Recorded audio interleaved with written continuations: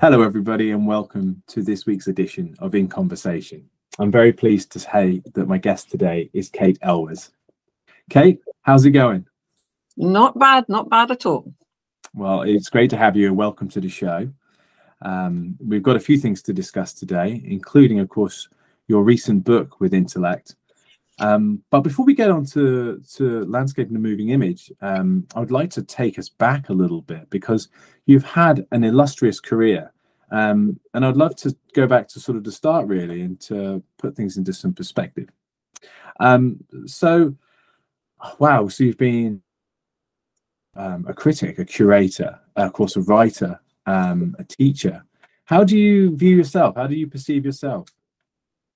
Well, I mean, I think you go through phases, and I started out as a practitioner and then later got involved in feminist politics, which then drew me into curating. And then when nobody wrote about the work, I found myself writing about it because it was the only way in which the work would be recorded for posterity. And then it sort of went on from there. But I think that I was probably always meant to be a writer. It's just taken me quite a long time to get to that point. And now, and I think there's a kind of sedimentation of all of those experiences and those activities. And so that the writing that I do sits on all those layers. And now my focus really is writing. That's sort of fascinating. So do you perceive all these different disciplines that you've been involved with as being in different chapters, or do you find them all to be much more interconnected? I think that you return to different moments. I mean, I've just written an account of my time at the BBC in the makeup department. Okay. And I find that my attitude to television, to some extent, may have been formed by my time there in the 70s, and I was there for about 2.5, 3 years. And so I think they filter through. They continually filter through. I'm not always aware of it, but occasionally, suddenly I realize, yes, of course, that takes me back to something that I did, or something that I said, or something I experienced all those years ago. And what sort of came first for you? Was it the art? Was it being an artist? Was that the sort of dream? Well, yeah, no. I think I may have written to you about this, but I was very unhappy at school. I was sent to a convent school in Kent called Les Oiseaux. And the nuns got it into their head that I had a vocation. They were desperate for postulants. And so they hounded me. And I ended up having to do a deal whereby I really wanted to go to the local tech in Guildford to do my A-levels, but my father wouldn't let me because he thought that I'd meet the wrong sort of people. And so creative types. And so I sort of plucked this idea out of the air as a way of getting out of this terrible school. I said, perhaps I could go to art school, because I was quite good at drawing. And so they said, all right, but you have to stay at school for another year and do a couple of A-levels. But you can go to Margate, where there's an evening class in life drawing. So that's what I did. And then marched off to art school. And it was an escape route. It wasn't a vocation at all. It was a way of escaping the nuns. So is it safe to say that you were already, you were already in love with art, or was it simply just a matter of escaping that what could have been a monastic existence? I mean, I think that most children, my grandson draws and draws and draws, and I think it's a way of creating a world that you have some control over, at a time when you seem to be completely powerless, that your life is regulated by your parents, by your school, by your religion, by all of these external institutions. And so I think for me, drawing was always a way of building my own world, and I could determine what happened in that world. Oh, very interesting. And so, can you remember any formative artistic experiences? Can you remember seeing an image or a painting or visiting a gallery or anything that had an impact on you as a child when you were undertaking these drawings? I just love drawing horses. I know it sounds ridiculously sort of pony club, but I just love to draw horses. And my father bought me a book called How to Draw Horses and Ponies. And I slavishly copied all of these illustrations. I drew horses and people. I love drawing faces, and I love drawing people. So I was very keen on portraiture, and there were 1 or 2 portraits hanging around the house. And you know, it was quite. Somebody once said to me that I made videos of people as a way of trying to control them. And maybe it was the same idea that when you draw someone's face, somehow or rather, it reduces them to something more manageable, something less threatening, like less alarming. So I don't know whether there's any particular portrait. There's a portrait of my great-grandmother that I'm staring at here, that lived with me throughout my childhood. And I think that I wanted to be able to capture an individual in the same way that that particular artist had done. But nothing, you know, I don't think I was a very cultured child, and my parents didn't take us to galleries. You know, whatever I found in books, and through the school. Really, it was rather a sort of, because my father was a soldier, and not sort of given to galleries, So I suppose the work that had an impact on me came much later, once I got to art school, really. It's interesting. Well, we can definitely get into art education, which of course has been something you've been at the forefront of, and that's interesting, because if it wasn't necessarily so much in the home, it sounds like art education was vitally important to the formation of your own ideas around arts and creativity. You know, through school, and then later on through art college. Yeah. Well, I mean, I went from convent school at the age of 16 to Farnham School of Art, the foundation course there, which was a complete sort of culture shock. Yeah. Art schools in 1969, just after all the sit-ins at Guildford and Hornsey, was sort of like the Wild West, I always thought.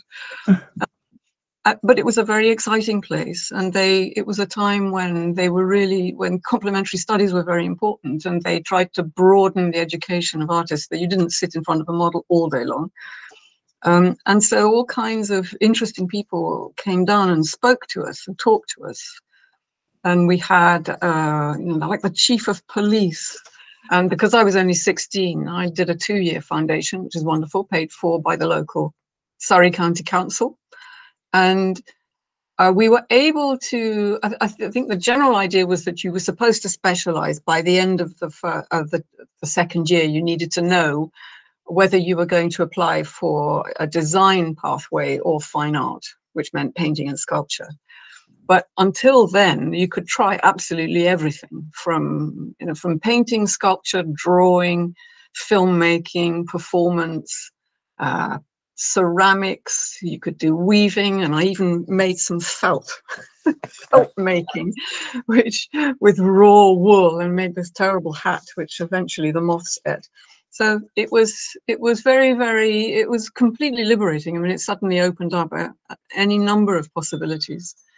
And that's my clock chiming there. And plus this additional complementary studies or liberal studies course. And the idea was that artists should have a much broader education than they would have had in the past. And that I found, it was almost the best part of the course in many ways. That's really interesting. And this was sort of the latter part of the 60s, is that correct? Yeah, right at the end of the 60s. Yeah, absolutely. Well, I mean, on this In Conversation last week, I actually interviewed another one of our authors, a chap called Simon Strange. And that was really interesting, because he's just published a book which is called Blank Canvas, which actually is going to be officially published on December the 1st. But basically within his book, he's looking at the history of art education through the art school, and how art schools created this incredible, unique opportunity in the UK for creativity and burgeoning creativity, and led to the development of all these wonderful bands and musicians from the late 60s through to the 90s. So looking at, punk, post-punk, new wave, and all of those genres that really were rooted in art education and art schools. So the reason I highlight that is, one, because I think it'd be a really interesting book for you. Yeah, I know. I'd love to read it. Yeah.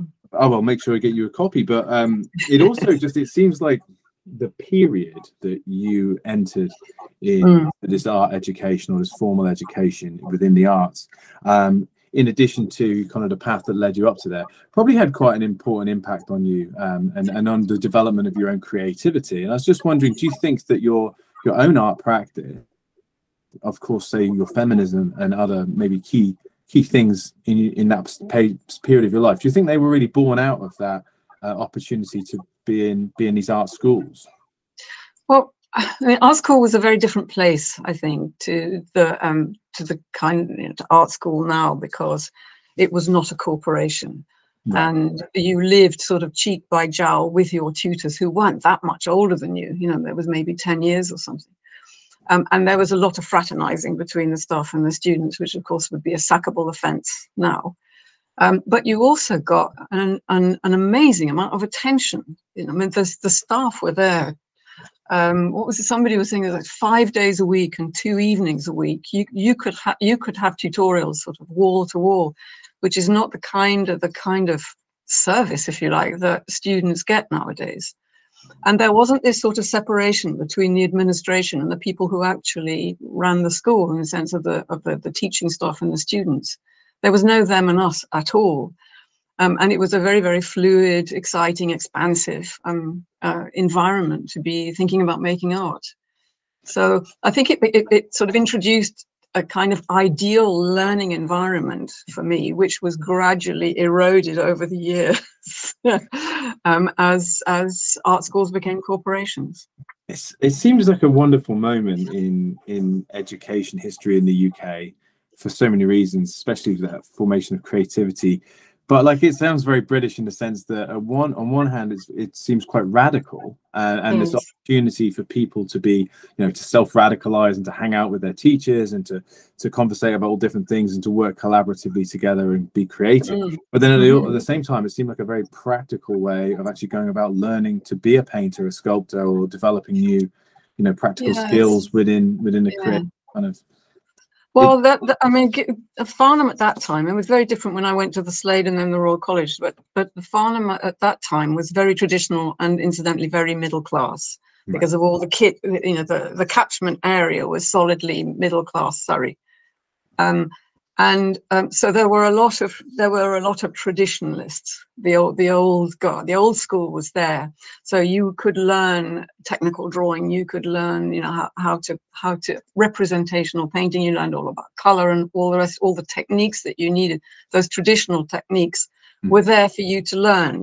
Like learning to weld, heavy machinery, which for me was completely terrifying. But as you see the division between the boys and the girls, because the boys just fell upon these machines at no problem at all. They'd been playing around in their father's workshop for years.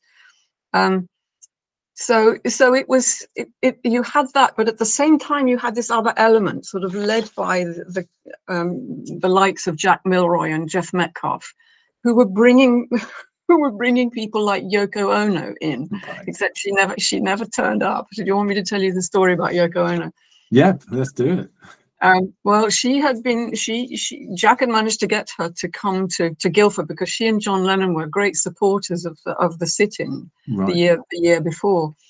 And she did the famous performance with the sanitary towels at Guildford, where she turned up and she'd ordered Jack to buy a consignment of Dr. White's sanitary towels. And she sat the students all in a circle and told them to put on these sanitary towels over their faces with the loops around their ears. They're just like the masks that people wear now, except there was this pad in the middle. And they sat there in complete silence, and she told them to sort of embrace their inner darkness or something. And then she, according to Jack, she got fed up, decided that the vibe wasn't quite right. And so she just pissed off, as he said, and took the train back to London. And the students were rather cross because they were expecting a formal lecture. And so he invited Yoko to come to Farnham the next year. And what happened was that John Lennon's Rolls Royce rolled up to Hatch Mill, which is where the foundation course was, with chauffeur driven. And in the back of the car, there was a little note, and it said, "Fly," signed Yoko, and that was it. And then he took the note, the chauffeur got back in the car and drove back to London. And so Jack got his own back because he wrote a check for what would have been her fee. He took a photograph of it and sent it to Yoko. It didn't send her the actual fee. So I mean, there were sort of moments like that which were really good fun. I bet there's some fun anecdotes, that's for sure, from that time. Yeah. But it just made it sort of, so really there was that element that was really trying to dismantle the traditions of art at the same time as we were being provided with all the tools of the trade. So you had a fantastic tension between the two. It was an interesting time. I can imagine. It feels quite unique, and it feels like very much based in a specific place and time. And I wanted to talk a bit about your own practice and how it developed out of that. So you were trained as a painter, sort of classically, it sounds like. But then, of course, I was a very mediocre painter. They always said that my drawing was facile. That was it, facile. Okay, I like that. It really didn't have any life in it at all. But I then went to Coventry. After that, I went to Coventry, and that's where art and language had a stranglehold over the institution. It was then Lanchester Polytechnic. The art school had been amalgamated, right? And so they used to come around and kind of bully you, and in their well, it's Terry Ack. Do you know about art and language? You know, Terry Atkinson. They didn't make anything. They just theorized art. They just wrote about it, talked about it. But they had black suits and carried briefcases, and they came and told you that your work was totally irrelevant and anachronistic and a waste of time, and you should join them. So it was sounds like a Kubrick movie, I think. Yes.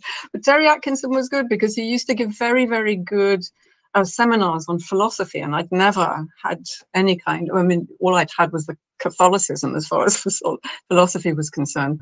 So he opened my mind in many ways, and I started reading other things, including Freud. So I started thinking about psychoanalysis. But I left there because I went into a complete panic about ever being able to earn a living. Right.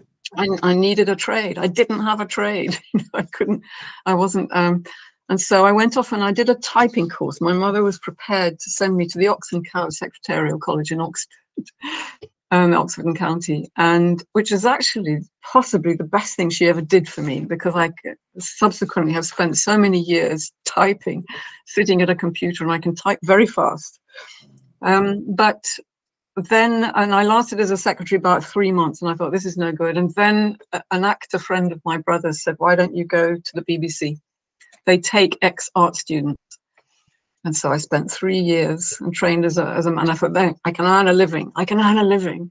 And the way it worked in those days is that you had to be 21 to be taken on. And I shall tell you how the BBC turned me into a feminist. But and a lot of women would train it was a 2-year apprenticeship. I was an apprentice.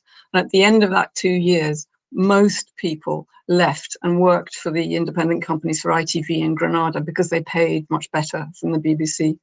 And the BBC understandably got rather fed up with it. They were training all the makeup artists who would then go off and go freelance. But that was my master plan, that I would get this qualification, then I would be able to freelance, which would support my work. And all the time. So to interrupt, you were working and training as a makeup artist at this point. I was working as a makeup artist, yeah. A powder puff girl, as I was once called. But during that time, I built up a portfolio again. I took some leave and went back to Farnham and asked them, because I'd always planned to go back to art school. And from there, I went to the Slade, and then the Royal College. And again, these were very, very different institutions, and that was a whole other story. So. Wow, I mean, talking about art education, though, again, it's quite unique that you were able, or by necessity or random happenstance, go to so many different institutions, and that must have had quite a, obviously, it's clearly had a, an impact on the path that you've taken and influenced your work and career. So how did I guess you gained fame and you're probably better known for your work within performance and video art.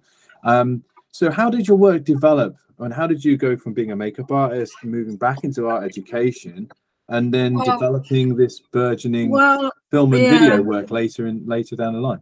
Well, I think I mean, as I said, I was a very mediocre painter. I was a representational painter, rather graphic.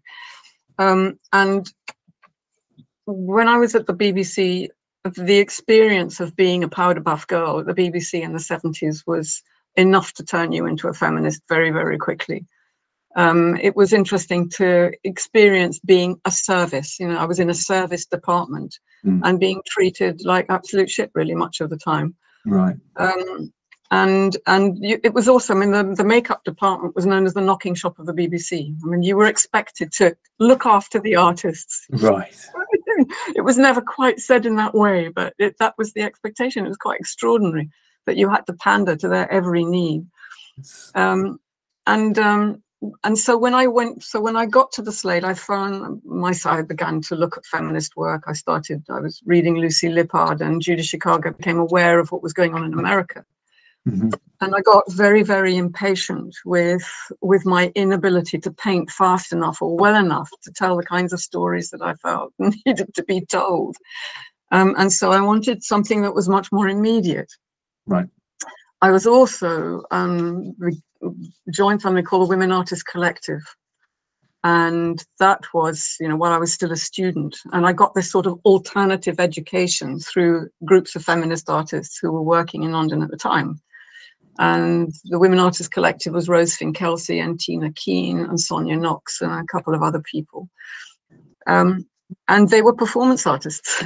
So when I first saw what they did, I was completely bewildered and bemused by it. And then I thought, yes, this is beginning to make more sense. And by that time I moved into Stuart Brisley's studio at the Slade. And as you know, he was, you know, one of these sort of very physical performance artists, sort of endurance, very macho performance artists. And so I began a dialogue with him, mostly an argument with him that lasted sort of several years. It was wonderful, actually, a wonderful time. And between my engagement with the Women Artists Collective and Stuart, performance became the way in which I felt that I could begin to talk about a female consciousness. Right. And then I very quickly got involved with video, because the video technology sort of turned up in about 1975, whereas in America, you know, Pike had managed to get hold of the equipment in about 65. So we were a 10-year lag, but the Slade got its first video equipment in about 75. And to me, it was wonderful. I just loved this medium because it solved all my problems. I didn't have to draw. I didn't have to worry about color or sort of, and it was instantaneous. It was absolutely wonderful. It was there. You just spoke into it. The thing appeared. You didn't have to send it off to a lab. It was just there. It had this wonderful.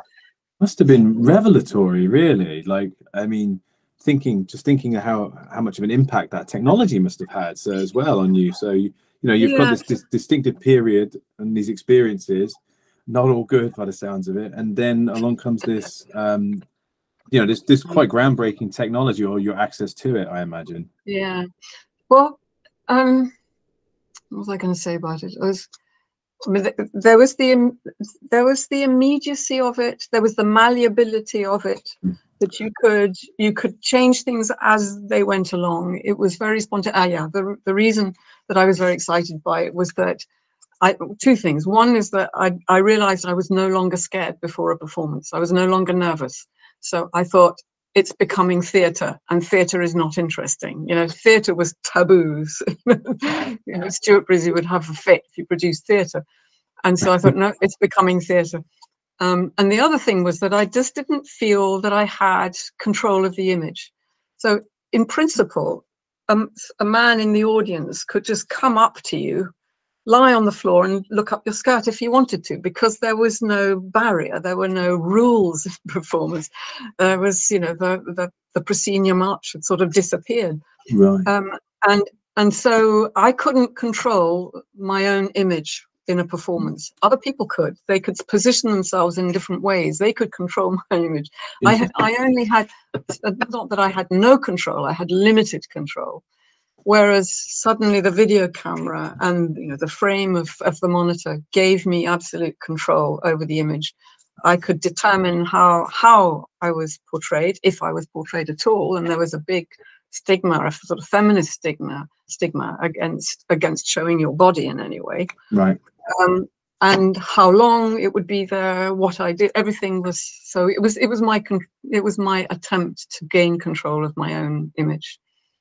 That video seemed to supply the answer. It was great, actually. It's great. And were you and your peers in London and in the UK, were you heavily influenced by the US and what was going on over there through video art, or was it more of a specific? Was it? This is just interesting me because I know that the UK and the US have very distinct kind of, I suppose, periods and ways for seeing video art, and just I'd be interested to know. Good question. I think that I didn't have a huge amount of experience of American video until Scratch, oddly enough, until Dara Birnbaum turned up in London. It was called a show from New York, and she was the first. That was the first time I saw a repeat edit. It was in Dara Birnbaum's videos, about 1983, I think it was. Right. And then I think I became much more aware of what was happening there. But one of the differences between, from my perspective anyway, between London and in America, I mean, the kind of feminist art that I was aware of was Carolee Schneemann, those kinds of performances, which were very celebrating the female form. It was a kind of around the energies of the kind of primal energies of her sexuality and all of this. I mean, she was naked all the time. She was known as Body Beautiful when she was in London, and a lot of the more Marxist feminists in London, and also those women who were working within structural film, they held the opinion that the image of a woman's body is so overdetermined within a sort of a kind of a scale of desirability of male, of desirability from a male perspective, that there was really it was marked, that you couldn't really do anything with it. There was no way that you could retrieve that. And so a lot of women found other ways of being present in their work, the way that they manipulated the camera, the way that through their voice. I mean, that voice was okay, but you couldn't show your body. And so you would have these conflicts. And in fact, that some of these sort of Marxist feminists considered female performance artists to be almost as bad as strippers. Right. And I wanted to do, I had this, I thought was a great idea for a tease, which was going to be a really bad one. I mean, it was going to be absolutely terrible. And Rose Kelsey dissuaded me from doing it live. She said, "You will not get away with it." And so Kevin Atherton went to France and he did it. He went to, so somebody else did it, but it was a man who did it. But I made it as a book in the end, a series of photographs.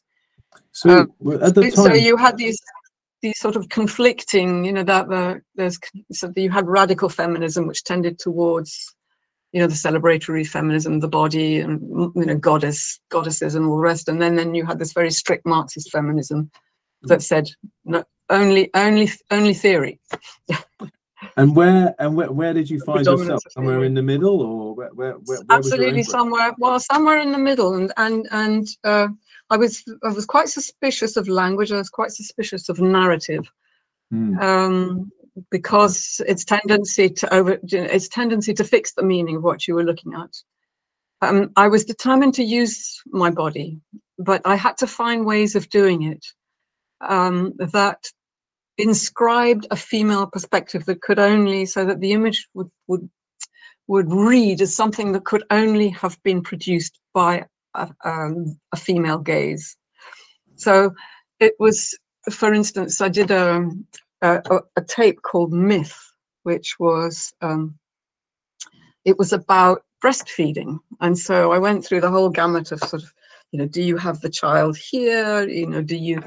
And then Mary Kelly said to me, "No, you can't do that, because that's just like every sort of devotional image you've ever seen, and it's the Virgin as as subsumed to the male religion and all this." So I had to keep looking, and in the end, what I did was to focus on the breast that was not being fed on.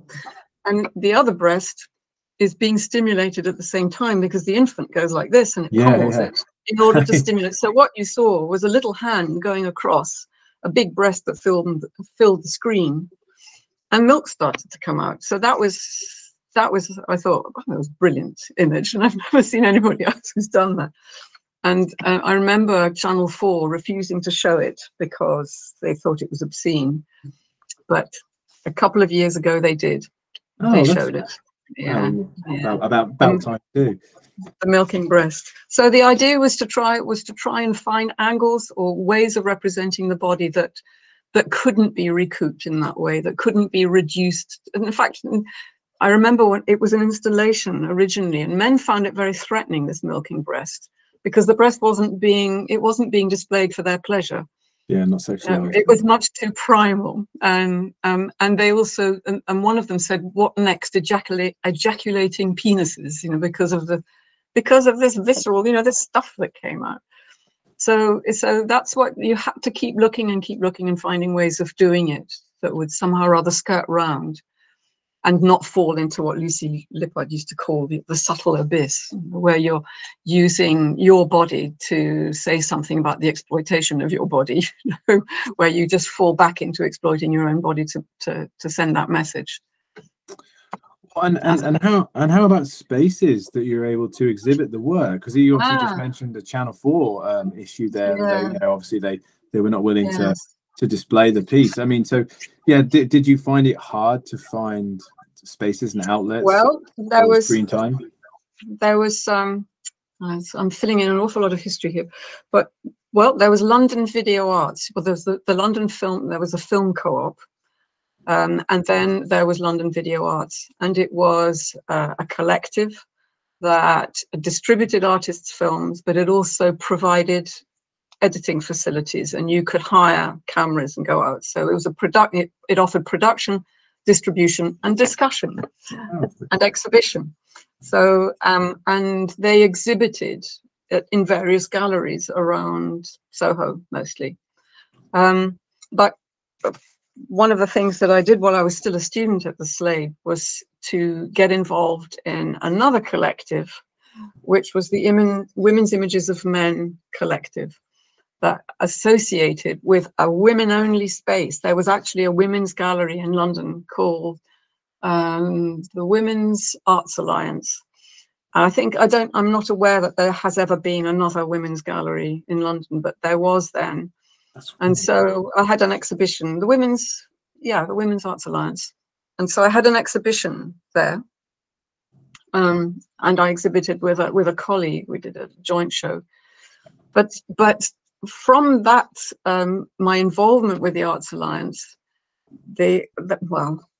these shows came about because, now, what is the name? Alan Jones. Alan Jones. Do you know Alan Jones's work? But yeah, vaguely, yeah, aware of. Well, he became famous for making furniture out of women. So you would have a woman wearing very little on all fours with a sort of a piece of round glass on her back, and that would be a coffee table. So he made furniture out of naked women. And there was a woman called Nina Jennings at the Alliance who was absolutely furious about this. And she staged a demonstration outside the ICA where Alan Jones was having a major retrospective. Right. And the then head of the ICA came out and he said, "What do you want? What do you want?" And they said, "Why?" She said, "Why do you never show any women's art?" And the reply was, "Because it's not good enough. Mm-hmm. And if you can bring me some art that is good enough, I will show it." So she came back to the Alliance, and we formed a committee, and we spent 2 years looking for work that then eventually turned into a series of women's exhibitions. And the first one was called Women's Images of Men. So it was women looking at men, figurative show. The show of figurative work, painting, sculpture, and photography at a time when it was color field everywhere else, abstraction, color field, and conceptual art. Yeah. And then the second one was the one that I was perhaps most interested in, which was called About Time. And that's where we had performance, video, and installation. And I curated that with the artist Rose Garrard. Mm-hmm. But I was still a student when all of this was going on. And Sandy Nairn, who was then the director of the ICA, on the opening night, I said, well, I've got to go back because I've got a tutorial. He said, what do you mean a tutorial? I said, well, I'm at the Slade. And he couldn't quite believe that he'd been dealing with a student all this time. But, and then there was a third exhibition, which was curated by Lucy Lippard, called Issue. And that was all politically engaged art. And so it turned into a kind of a season of women's art. And there was even a Salon des Refuses somewhere else, somebody else. So it was a massive sort of festival of women's art in 1980. And so, you know, there seemed to be ways in which, and the other thing is that with LVA was that once you lodged your videos with LVA, different institutions would hire them. And the Arts Council had a film and video artists on tour scheme where you actually got paid to take a bundle of your tapes and go off to different colleges, different venues, and to do screenings and talk about your work. So, and there were also video festivals. There was one at Coventry, and there was one at Reading, and these are annual events. And we all went to them, and we all took part. And then I started putting together programs of my own as well. So we managed to do it. It was actually more open than it is now in many ways. You know, it was also, the other thing to say is that it was a very, very small world. You know, experimental film and video was extremely restricted. You know, you knew everybody who was engaged and involved.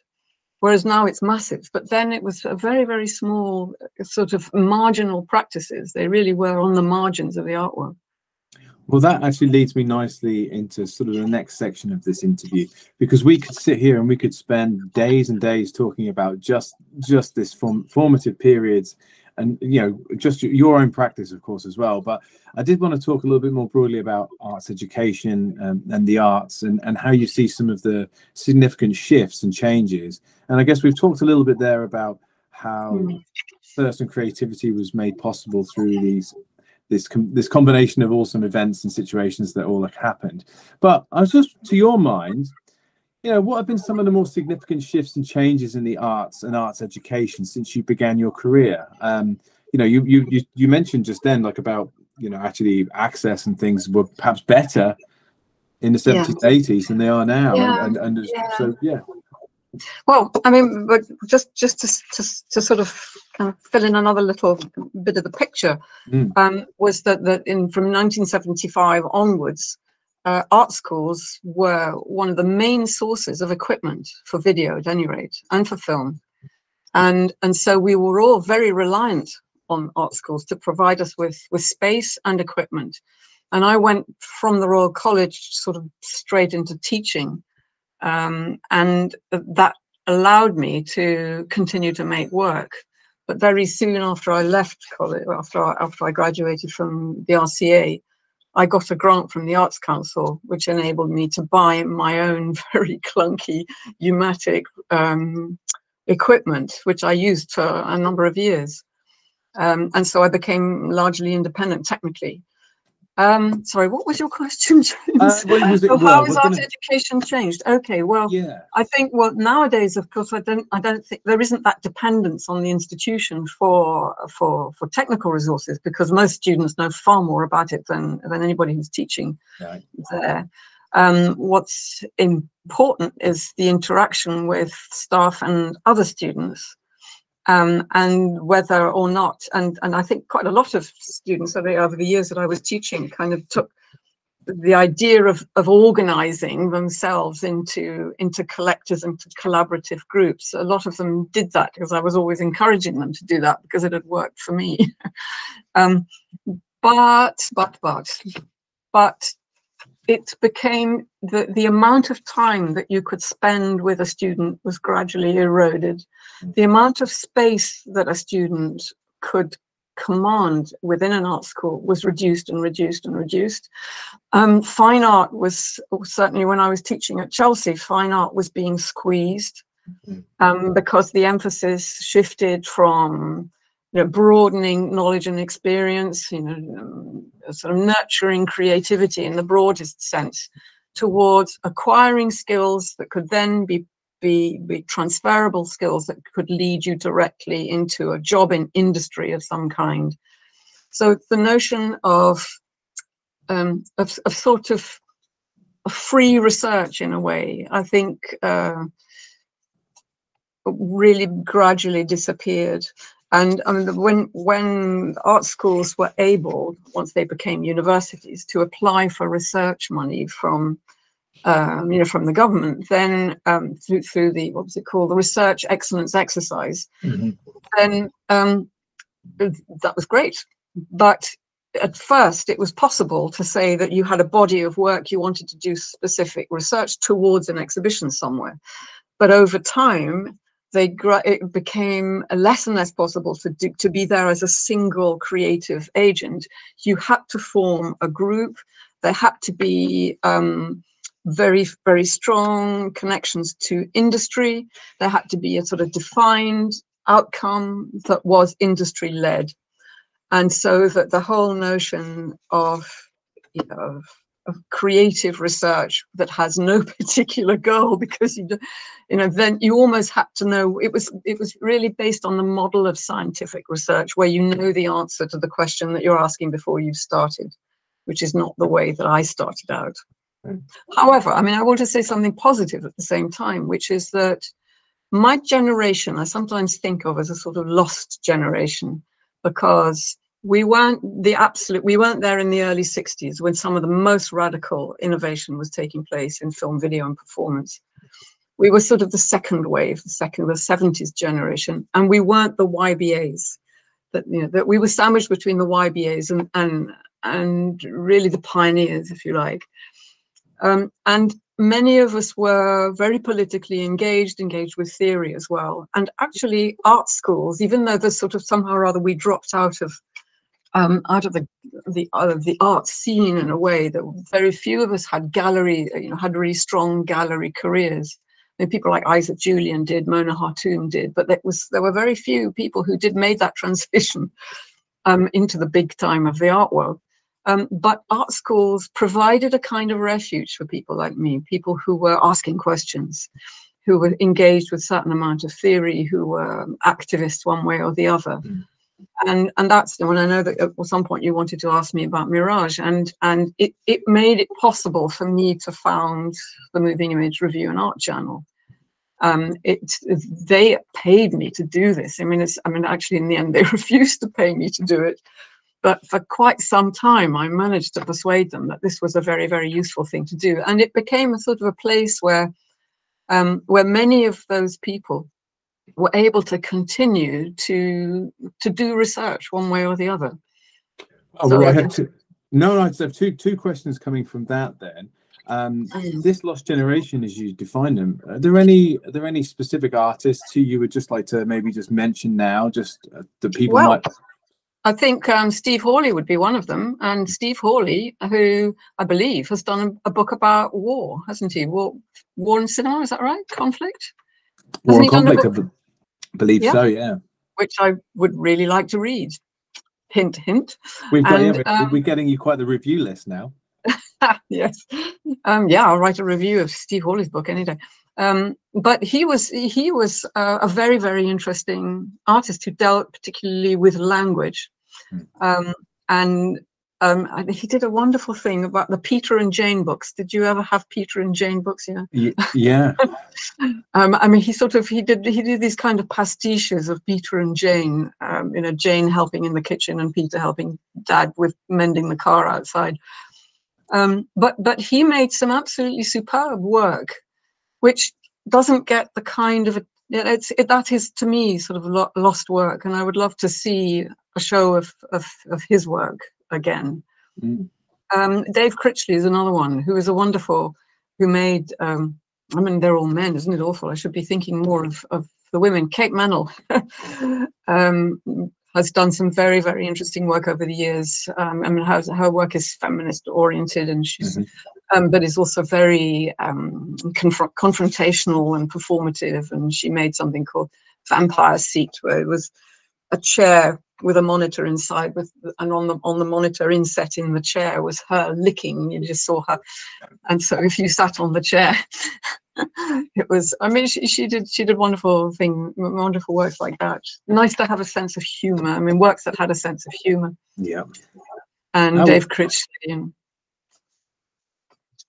Oh well, Sorry, thank no. Thank you. And I don't know. Is there maybe perhaps there's a repository or something that we can produce, or we can certainly perhaps use the Intellect website to showcase some of the work of these artists. Yeah. Also, you know, our new Intellect Discover platform allows us to link to lots of different projects and additional content outside of our printed books. And have you asked Steve to talk about his work? Not yet. To write about his work.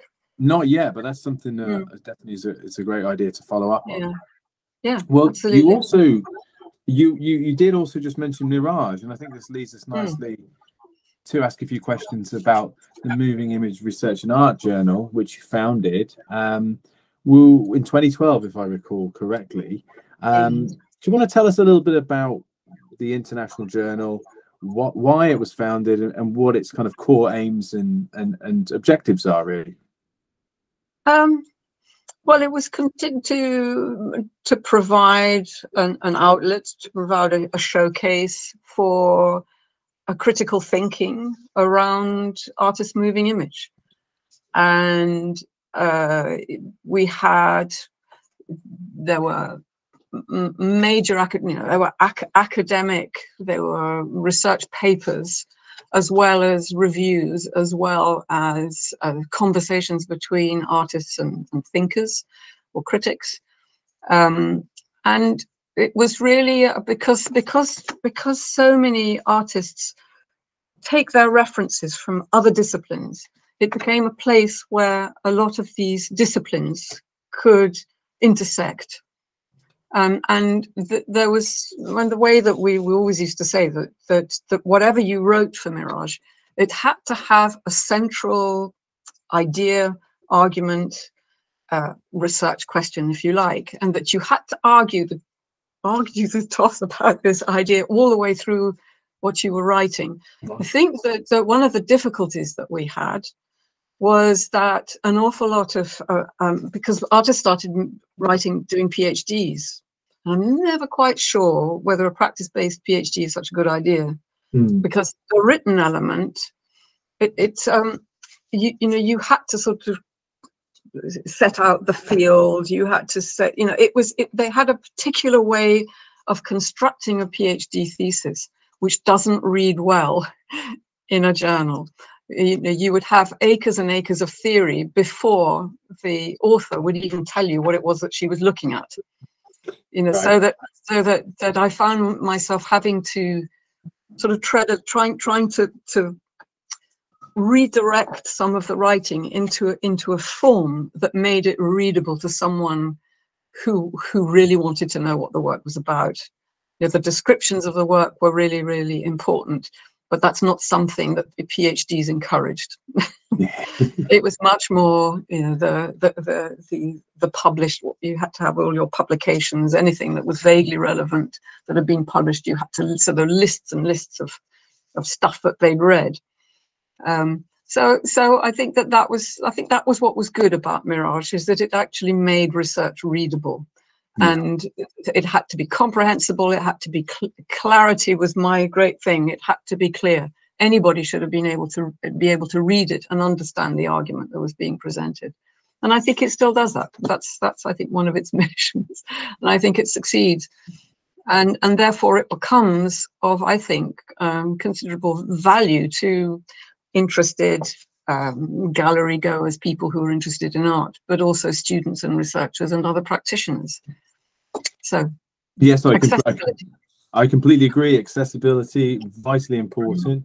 And not to alienate people through language again. And I think the journal really does achieve that.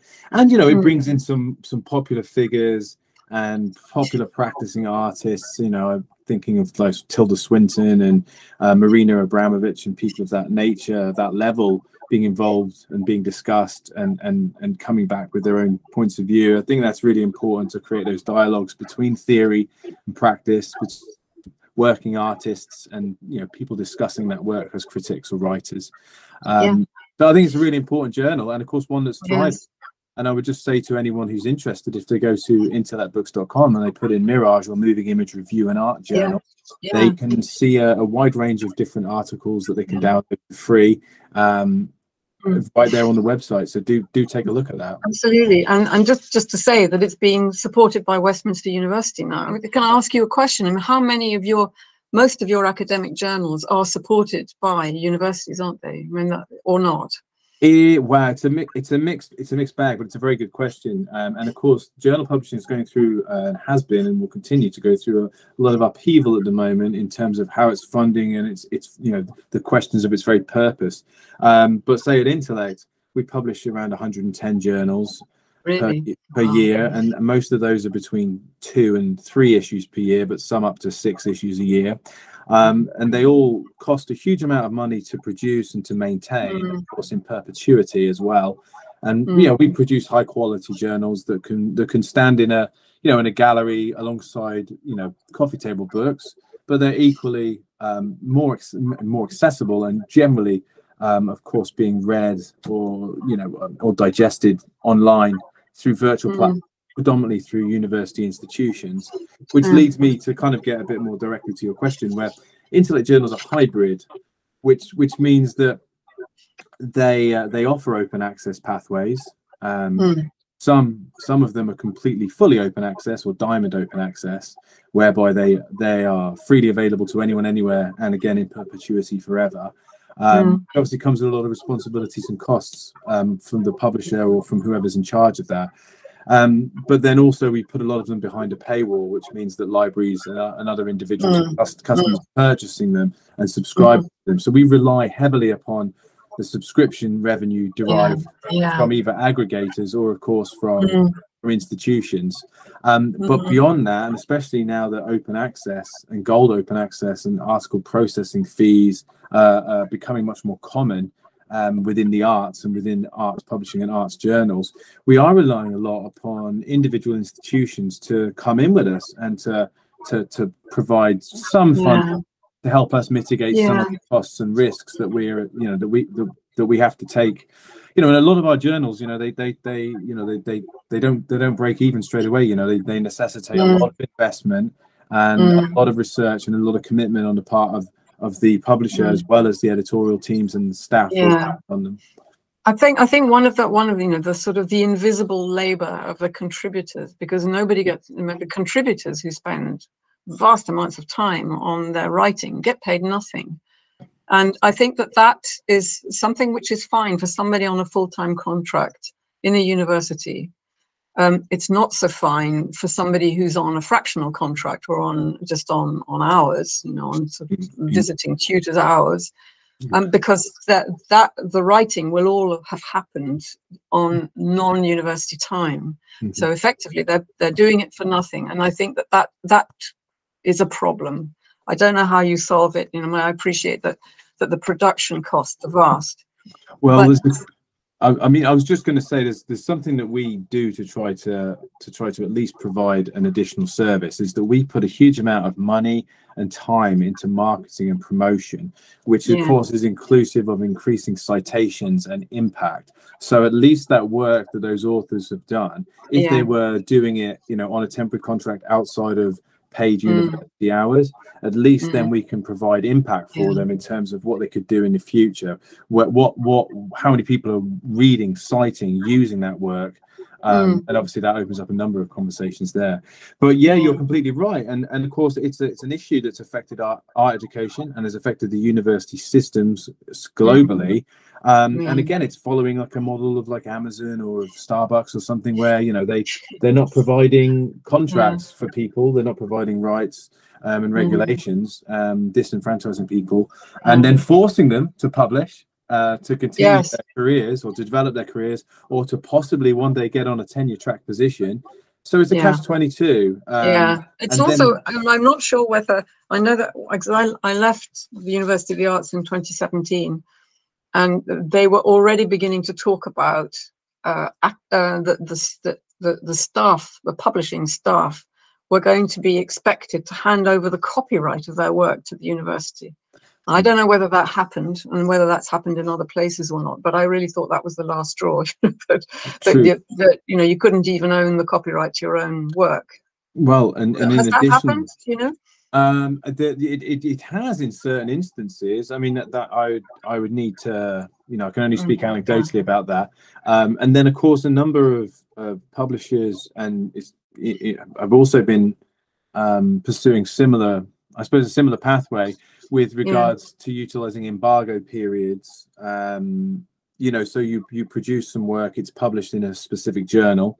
And then that work is embargoed. And I mean, most publishers have some level of that somewhere, because with the open access, with the whole open access situation, embargoes can be required to make it.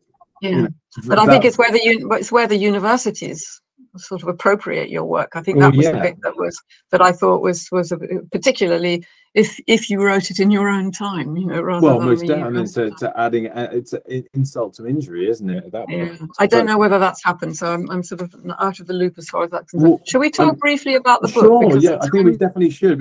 And I just said to draw a line under this, though. You have raised a really interesting point, and something I would just advocate is that anybody who's approaching a journal, whether it be open access, online, whether it be free, or they have to pay an article processing fee, what they need to ensure is that it is academically rigorous with robust peer review, internationally available, and has a solid editorial team, and it's going to be a quality academic publication that's going to stand the test of time, so that they're not wasting their time, whether they're being paid for it or otherwise. And then the other thing is just to be very familiar with the work that's available and where your options to publish, but then to also make sure you're double checking things like contracts and author agreements, and make sure that you're not on the wrong side of some of these changes, which are coming thick and fast. So you need to know that if your work can be sold to an aggregator, will you get paid for that? Do you still own the intellectual property rights?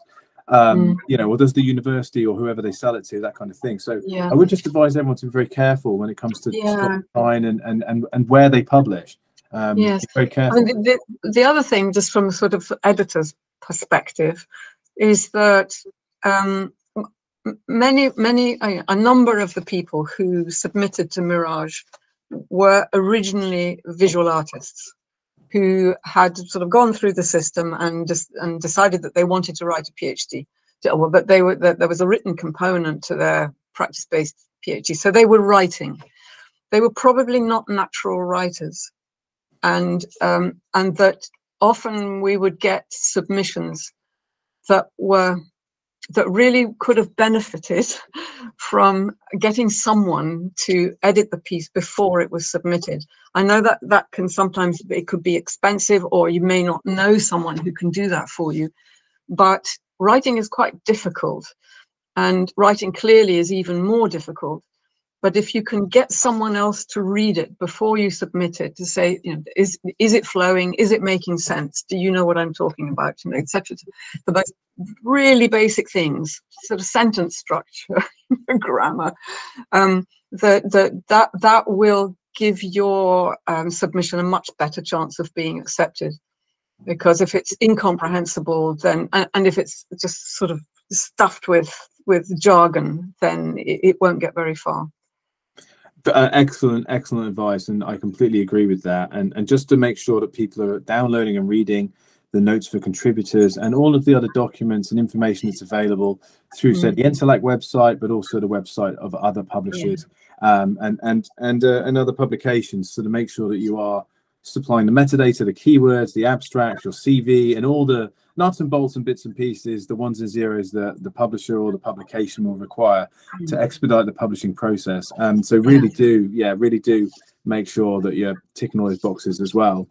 Now, read it out loud. Read it out loud and read it back to front. That's the one that I was taught when I entered my career in publishing. Yeah, once you've read it through to make sense, then read the chapters going back the other way. Not even that, just each page when you're proofreading to start. Once you've read it for sense, and once you kind of you've picked up all the major errors you think, then when if you need to go back to the bottom and then literally read it backwards. Really? Because then that's when you'll notice if there's some theirs and theirs or things of that nature Oh, that are in yeah, the repetitions. Yeah, that are in yeah, the wrong yeah. place, or you know, or just the wrong kind of there, or the wrong kind of bear, you know, that kind of thing. And Okay, by I will reading try it, that, James. well, by reading it backwards, it kind of breaks down. Well, I suppose it goes to like it's almost like the signifier signification, right? How you build meaning around, you know, words. And by reading it backwards, you kind of break down that you know, you're reading something and your brain puts it together and decides the meaning based upon repetition. Whereas if you're reading it backwards, all of a sudden, when you see a bear in the place of a bear, you know, you're able to be like, ah, that's But wrong. the other thing that's really curious, and I've never quite worked out how that is, but that I'll write something and I'm reading it on the screen. If I print it out and read it on paper, I see all kinds of things that I didn't see on the screen. And then conversely, I would then, if I go back to the screen, I would see things I didn't see on paper. I don't know why that happens, but printing it out as you go along is really useful. It's actually a technique that I was taught, and I still think is highly relevant, even for the generation who are pretty much, you know, screen only. I think it still is a really good tool to print out and to have a look. It really does improve your opportunity of picking up those mistakes and making sense of something. Well, so we have covered some real topics here, and I'll tell you what we need to do. We need to bring you back for to discuss each of these at an hour each, because I think there's some fantastic information coming out here. But I do want to ask you, because I know we have limited time left, just a little bit about your latest book, Landscape and the Moving Image. So the book comprises a series of essays that explore how the moving image mediates our relationship to the and understanding of landscapes. So can you just delve a bit deeper? What's the book about, and how did you why did you decide to write it? And then I'd like to definitely talk a bit about some of the chapters and how you structured the volume. Well, I think that every book I've written has always been written on the basis of what was missing from the previous one. I mean, and I felt that because landscape had become important in my own practice at a certain point, and so I thought, right, well, I'm going to have to do landscape now. I'm going to have to look at landscape because it has been important for me, and I wanted to know how important it had been for other artists and the different ways in which they were approaching it. Are you still there, James? Because you sort of okay, great.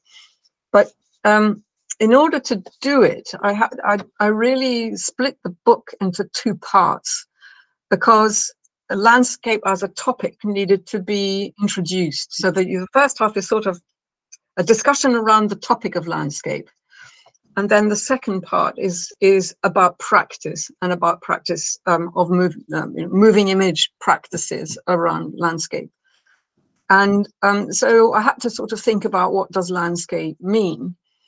And, you know, you can think of it as a material sort of climatic environment, as a material presence, or of an environmental, the stuff of the world, if you like. So that was the first thing. So you think of landscape, okay, so it's a thing out there. And you go from there to thinking that it's an environment which is under threat. So the whole issue of ecological disaster, environmental degradation is something that sort of hangs over the whole topic, and it weaves its way through the narrative all the way through.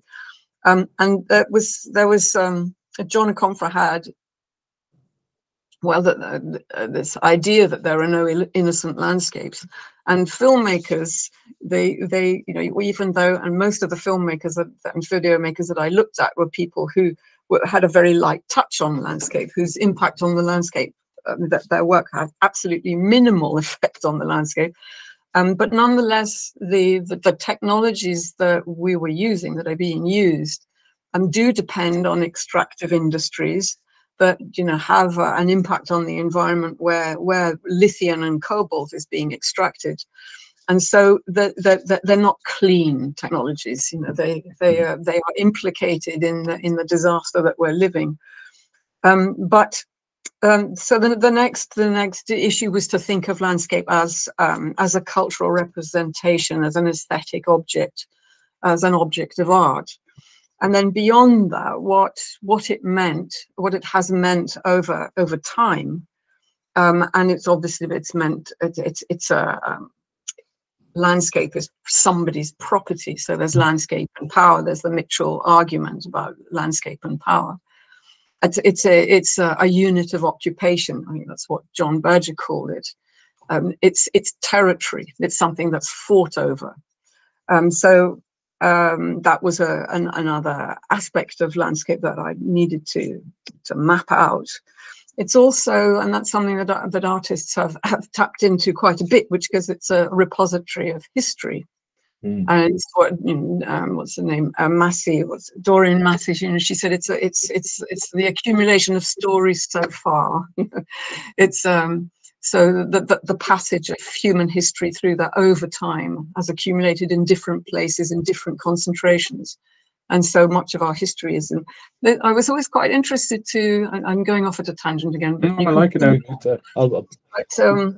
But that I remember some Canadian friends saying to me, it's extraordinary coming to Britain, because you walk 5 meters and there's a church, or there's a municipal building, or there's something to tell you where you are and what history has happened here, who this belongs to.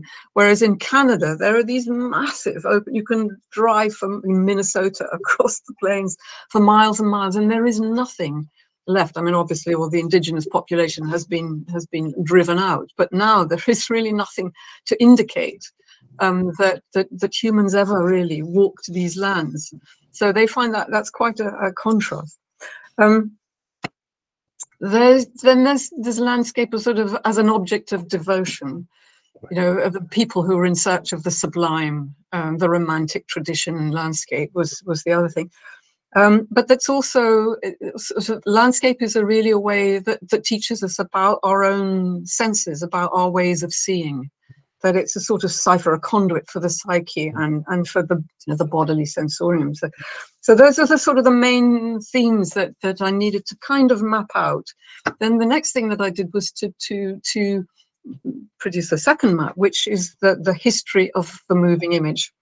Of artists' moving image, beginning right at the start of where you have the cinema of attractions, early film, where these sort of moments in nature that were captured with a locked-off camera, and then the bifurcation of these practices into experimental work in the 20s, 30s, and 40s on the one hand, and then mainstream narrative film on the other. Yeah. And then experimental film as we knew it in the sort of the maelstrom of revolutionary thinking and practice in the 60s and onwards from there. And then video, which was the first new moving image technology that came on stream in the mid 60s. And there's another little thing that I've done in the book, was to write a section on slide tape, which is a sort of interim. It's somewhere between the two. It's really film going back to its sort of constituent units of film is the frame. It's about the frame. It's a march of frames. It's a sort of deceleration of film.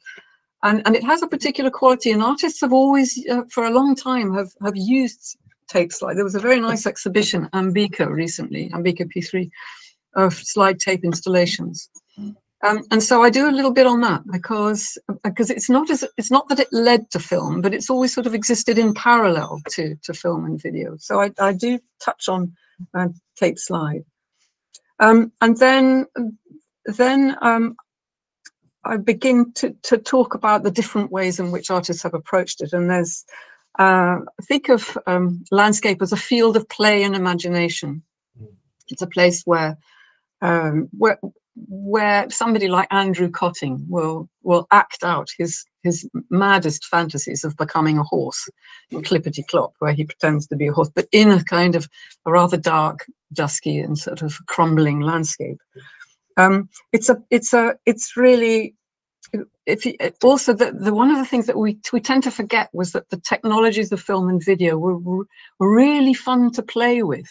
That right. You sort of you go from damming streams and making mud pies to tinkering with the technology, and certainly in the 60s and the 70s, artists loved taking it apart, taking the technology apart to see what it would do if you plugged it in the wrong way, if you fed a signal from a computer, or or they were tampering a lot with the technology, or experimenting with it.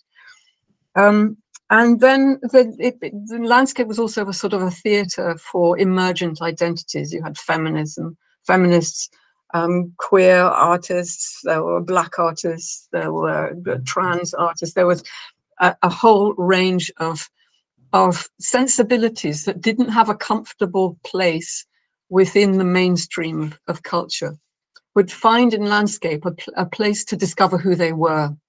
And that's been a very fertile, certainly for me, for my own practice. I became interested in landscape for that reason. Because if you think, if you go back to what I was saying about Marxist feminists and telling us, and structural materialist feminists telling us that we couldn't use our own bodies, well, then we had to find proxies for our bodies. And so often the landscape would speak what you couldn't say with your own body. So it became a place, and certainly for me, it became that for a series of works that I did around pregnancy. Anyway, so then, so really these are a sort of, but the transgressive identities, if you like, that are in formation, that find a place within landscape. But I think that also includes sort of heterosexual masculinity as well, and there is a section in the book on that. Then there's a big section in there about what I've called weather-blown film, and and that is the work of artists like Chris Welsby and William Rabin, and what they came out of the structural materialist film tradition. They were interested in the material of the technology and what it could do. So it's really a sort of truth to materials technology. But what Welsby in particular wanted to do was that he wanted to enter into a kind of collaboration with nature, with landscape, with the elements. And through that, and the structures, he would set up a structure in his film. He would set up a system, and then he would let the elements act upon the system that he established. And the film, and in a way, it was sort of displacing the imperial gaze. It was allowing the elements to become the main producers of the film. Shall I give you an example? Please, yeah. Well, he made a film called Wind Vane, I think in about I can't remember the date, in the 70s. And because he was a sailor, and he was very interested in this thing called a hasler, which is it's a little flapping, a kind of a sail that helps the boat to maintain its orientation to the wind when it's at anchor. And so he had the idea, well, he said, what would happen if I was to mount a camera on a tripod and keep it loose enough, and mount a sail on the back of this tripod with the camera, and let the wind take the camera wherever it will go. And so he did that. He set up 2 cameras in a park in London, and the wind decided where it was going to point, and really so he was one of and there was a whole group of artists who were doing this, who were interacting at a material level with the forces of nature, if you like, with atmospheric pressure, with the sun, with the rain, with the rotation of the earth. All of those things affected the way that the film was made. So I had a little quote from him. If I can find it, I will read it out to you. So these what I called weather-blown films. And then my favorite chapter in my book. I was about to ask you that. Yeah, which was that? It's my rant at the end, which is my rant about animals and the mistreatment of animals in artists' work. And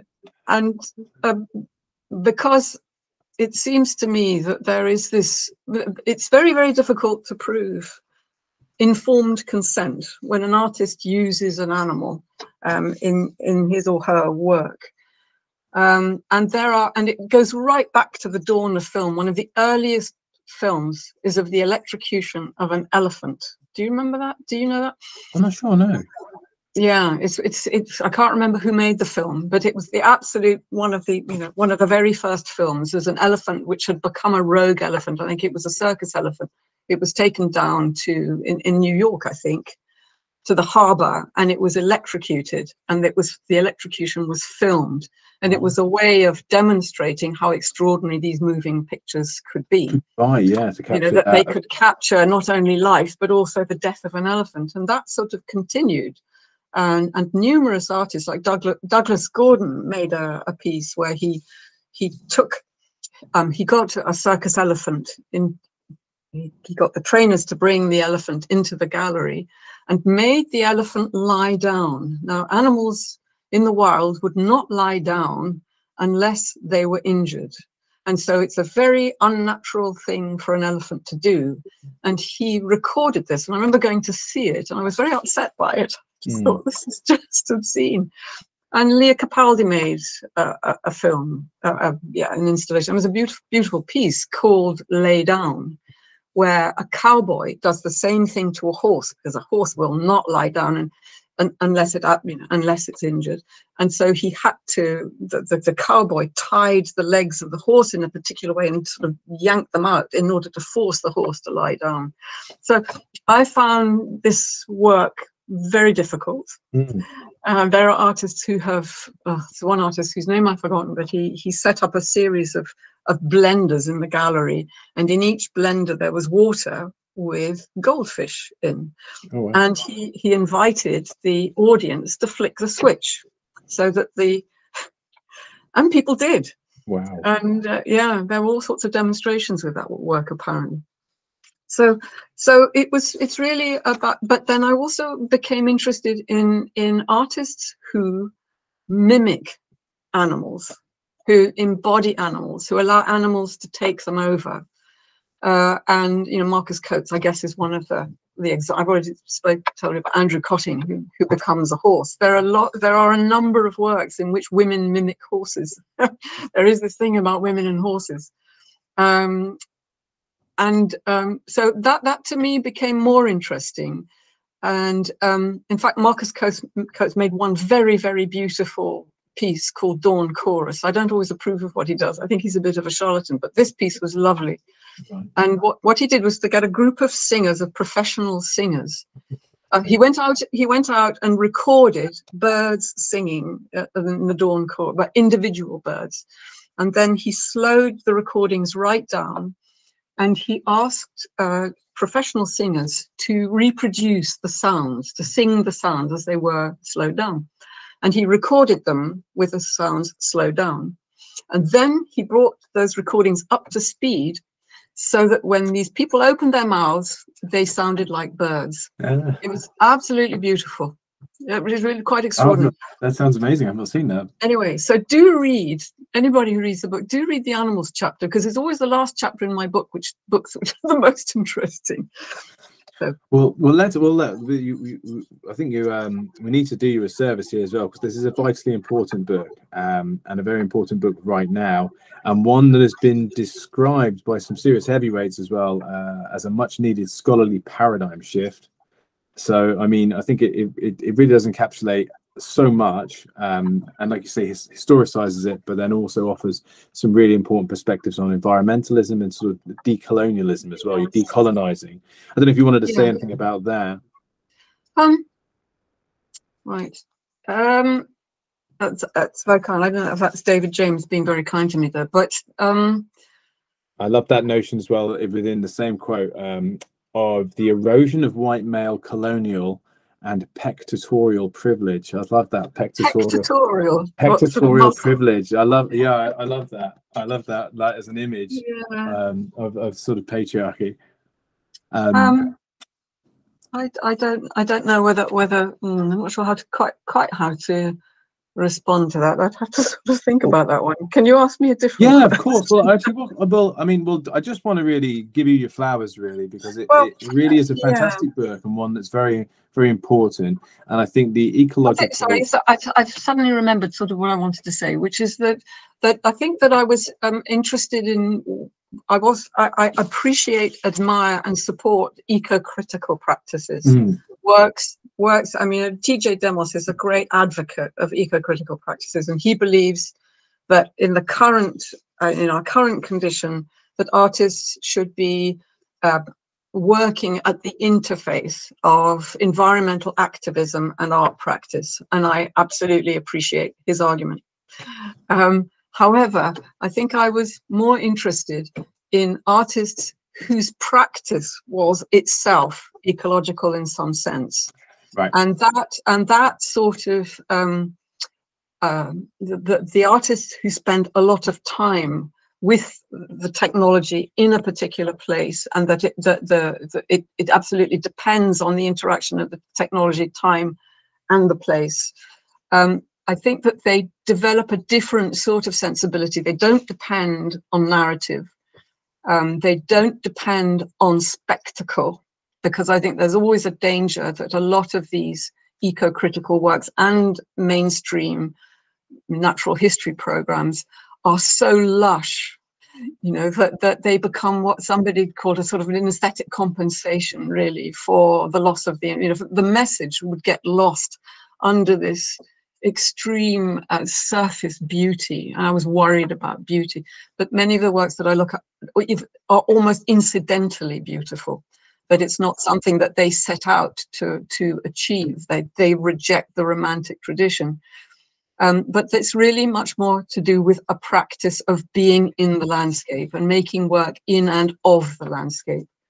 And it sort of emphasizes the custodianship, I suppose, of the planet, that you're inhabiting the landscape in a particular way. It becomes a task space where you carry out certain activities with absolutely minimal impact on the environment in which you're making it. And none of the works ever, some of the works actually use, as Chris May-Andrew makes work with solar power. All of his work is driven by solar power, so he doesn't even use electricity from the grid to make his work.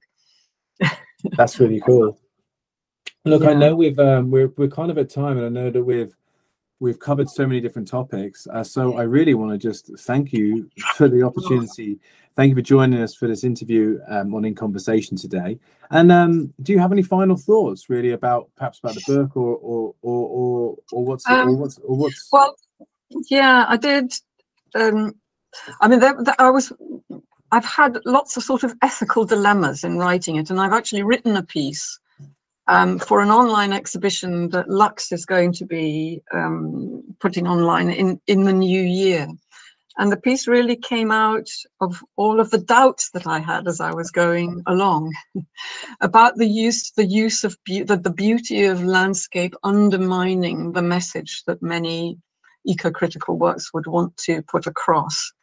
And there's a wonderful quote that I can tell you that there's a man called Mark Cocker, and he said he was worried about the latent narcissism in creative agency, which he said in landscape. And he said landscape can become a space for us to talk to ourselves about ourselves, with nature relegated to the background as an attractive green wash. And that I was worried about that as well. And that also, even whether one had the right to image landscapes, because when you make an image of a place, as they say in Australia, you own it. It's an act of possession. And so how do we avoid the narcissism? How do we avoid the surface beautification? Even images of ruin can be aestheticized. How do we navigate all of these little pitfalls? And that's what worried me as I was writing the book. But I think that I found artists who do manage to escape some of those worst pitfalls and come up with a way of being in the landscape, a kind of companionship with the landscape and with the non-human creatures that they find there, that is companionable, that is non-invasive, that is non-confrontational, and that ultimately, hopefully, will find a way of saving it all. However, will that happen? I don't know. I think that's a really wonderful place to end. And with regard to that Lux piece, I assume if people just go onto the Lux website, I know they can find a lot more information about you, your history, and the work that you, of course, undertook as liaison at the Lux back in the day as well. But is that a place that they can find further information regarding this? Yeah. Well, my own practice, it's archived at Rewind. There's a place, an organization called Rewind, which is up north in Scotland. I've forgotten exactly where, but if you just put Rewind into Google, you'll find it. But it's also archived at Lux, and it's also archived at the Film and Video Study Collection at Central St Martin's, which is run by Stephen Ball. So, in fact, if you're interested in early video, that's a place to find film and video. Those archives are really, really good place to start. But I will certainly be making it known when the online exhibition, because I also show quite clips from many of the works that I discuss in the book. When the Lux online exhibition happens, I will definitely do my best to make it known, but it will be sometime in the new year. Well, and I'll just say to everybody, just watch this space and watch the social media channels, because we'll certainly help promote that and build some awareness for that work in the new year when it comes to fruition. Can I just say one last thing? Of course, what an absolute pleasure it has been to do a book with Intellect, and I would recommend it to absolutely anybody to send your ideas to Intellect, because they were a great company. And I've had some bad experiences, some not so bad experience, but with Intellect, it's always been an absolute joy to work with you. So thank you very much for everything that you put into this book. Oh, thank you, Cate. And on behalf of the whole company, it's wonderful to work with you. And we're so glad to still be publishing the journal, which is going from strength to strength. So I would just, advise everyone again to check out intellectbooks.com and have a look at MIRAJ, Moving Image Review and Art Journal, and also just to do a search for Cate on our website, and you can come up with Landscape and the Moving Image, the journal, and links to various other places and lots of Cate's work. And again, just what a pleasure it is to work with you. And thank you so much for your time today. And I look forward to bringing you back on to talk about some of these things in more detail. I think art education will be a wonderful topic to get you in on, feminism in the arts, and looking at the historical periods that you've worked in as a writer, a critic, a painter, an educator, a powder puff girl, and all these other things in between. All round good egg, yeah. Well, and most definitely, okay. And congratulations on what is a wonderful book and a vitally important one. And I would just strongly urge everyone to take a look at Landscape and the Moving Image. Cate, thank you so much for your time today. Okay. I look forward to seeing you again soon. Take care. Bye. Bye-bye.